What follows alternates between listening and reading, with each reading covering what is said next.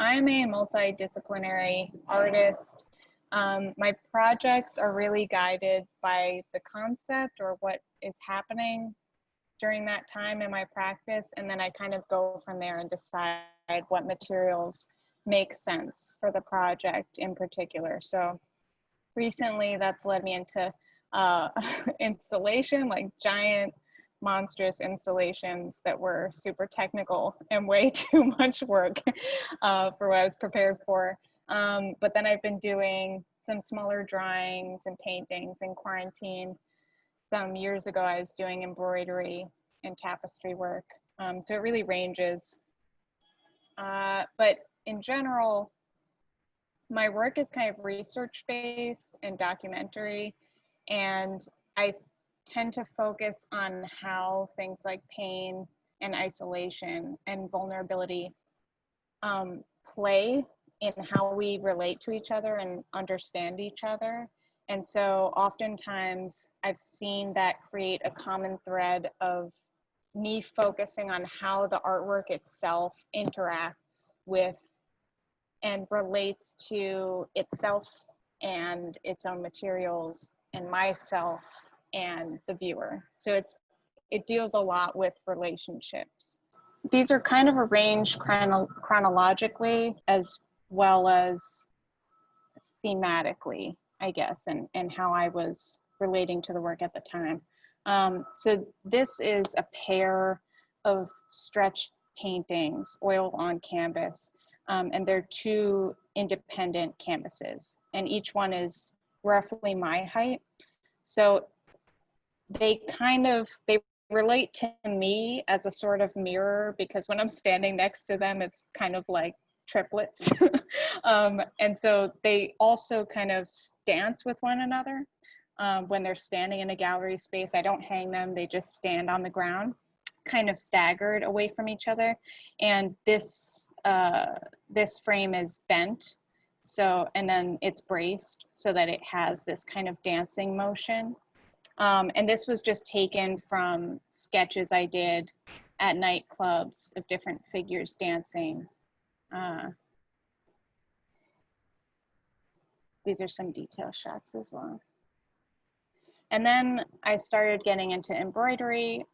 So these are two tapestries that were made of my grandmother after a sketch from one night when she was just sitting up in bed. So the first one was made before her death, and then the second one was made after her death. And it has a lot to do with how I relate to others, I guess I would say, because the one that was made while she was still living, you would think would be the more naturalistic image, but instead it's much more abstracted. And I think that's just because sometimes when you are in front of someone, in their presence, it's really hard to not only appreciate them, but really to understand them and have an authentic kind of line of communication where you can really get down to what you mean with them. And then the one that was made after her death somehow was much more naturalistic, and the memory of her face was more accessible to me, I found. So those are just some detail shots. So those embroideries are all done by hand, and I use really long stretches of thread to kind of create texture and thickness and depth, and using different types of threads as well helps with that. And then I started getting into installation so that my work really communicated with the viewer using its presence directly. So this was a piece where the fabric was stretched from the middle of this wall up into the top two corners of the opposite wall. And then there was a patch on the floor that looked like a shadow. So when you stand right under it, the piece itself is your shadow, but with someone else's face in profile. And this was another type of installation sculpture thing where all of these pieces, if you were to look from the side, it would just look like isolated pieces of of the sculpture. And then it's not until you lower yourself and you're looking directly at from his level that you can see all the body parts kind of align. And actually there's a funny story about my friend's mother who came to the show. She started putting coins in the shoe because somehow it just, having that positioning creates an automatic empathy in front of this character that she just felt that. And so I left the coins in there, and ever since people have been doing that. And then this was one of the larger installations that's kind of using anthropomorphism and metaphors to create a narrative of this imagined character's history, personal history throughout. So these are painted, some areas are painted, some are embroidered, and there are individual tapestry panels that hang, and then there's audio that plays out from behind them, and those are interviews that I did with participants. And then I edited them, all the interview pieces together to create one cohesive storyline. So the audio behind this panel actually is just manipulated bits of people's words to make it sound like a rainforest soundscape. And then I'll skip that one for now. And then these were some wood lithographs that were portraits that went along with that same installation with this. So some of the voices that were in the interviews were represented in the portraits, and based on the interviews, certain people were paired together in these portrait prints. So then these are some quicker emotional snapshot type of paintings that I did during quarantine. And it was the first time I really came back to painting since college. So these are more of a focus of how, I guess, I relate to myself. And that was a new direction to have it pointed at. I'm going to skip that one.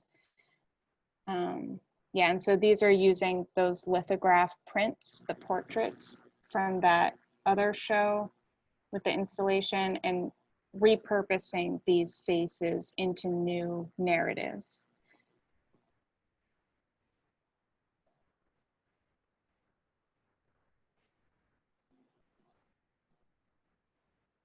And then lastly, these are the most recent drawings. These were inspired by a poem by Rumi called Locked Out of Life. And they're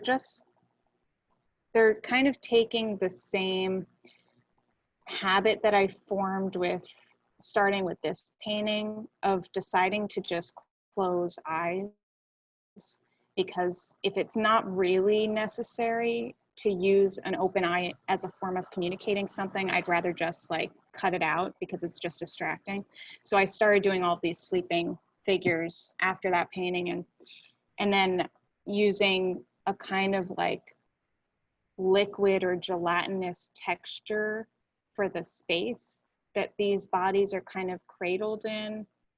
It's kind of like amniotic fluid or something, and they're just being dragged through these spaces, but it's using this liquid-like space instead of open air, because I find it to be kind of more free. You're supported within a liquid, but you're not open air falling, if that makes sense. So yeah, so those are the last ones of those. Let me come back to you guys. This is Dorothy from Southwest France. So I have a quick question. The interview piece installation is really interesting. What, just real quickly, what were you interviewing them? What were the questions? Yeah, so I was kind of hoping that the audio for that piece would, in the end, narrate all the visuals, which was a story that I was kind of putting together, because the whole piece came from me reading a book about Barabbas, which is a character in the Bible that is basically switched out for Jesus of Nazareth. And this book was really beautifully written because it just like shows him like totally ruining every chance of friendship that comes into his path throughout the rest of his life, and just creates, this book creates such a beautiful portrait. It's just like, is a painting. And so I just started imagining this character in these lushly embroidered forest scenes. So that was kind of my starting point for creating this story visually. And then the interviews were just, it was a couple of hours with a stranger asking questions that I naturally would want to know right away about someone, but I would never ask in the first minutes of meeting someone. So they responded to an open call, agreeing to be present for these incredibly personal questions. And I also never cut them off. That was an important thing. I never asked follow-up questions. I just stuck to the script and let them determine when they were done speaking. So for a few participants, it was way longer than 2 hours. I was with one person for like 8 hours, because we are used to being cut off and told when we're done saying something. But oftentimes they would pause expecting to be cut off. I would wait. And then afterward, like all of this other stuff would like blossom out of them that I never would have gotten if I decided when their story was done. So the actual interview audio is just personal recounting of their own histories, basically. And then it's welded together to make a story that sounds like it's about one person's life, essentially. Hi, this is Nisha Perone. I'm from Niwot, Colorado.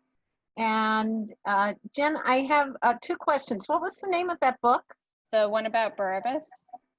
Oh, it's about Barabbas, uh-huh. Yeah, it was by, yeah, it's just called Barabbas, and it's by Par Lachtervist or something like that. Oh, okay. Yeah. All right. That sounds very interesting. Yeah, it was really The good. other thing I was going to ask, I really was well, I like your work, all of it, for Thank you. different reasons too, which is exciting. But I was going to ask, the one with your grandmother, how old was she when you were doing the first painting, when she was alive? So the first one, they were made within the same year. Oh, okay. Literally like weeks before her death, and then a couple weeks after. And she was at 90, I believe, or she was Oh, about to nice. turn 90. Yeah, yeah. Okay, and then the reason I ask is you had said at the beginning about how a lot of your pieces are mirrors Yeah. of you, and to me, she looked very young in that first one when she was alive. And I'm wondering how, because I do a lot of hospice work, and I know that people interact with each other on so many different levels, I'm wondering how much you were mirroring what she wanted to feel younger, or she did feel younger, and she gave you insight of when you will be older, you know. So Yeah. so I really liked that interplay of even you with that in my imagination. So thank you, that was beautiful.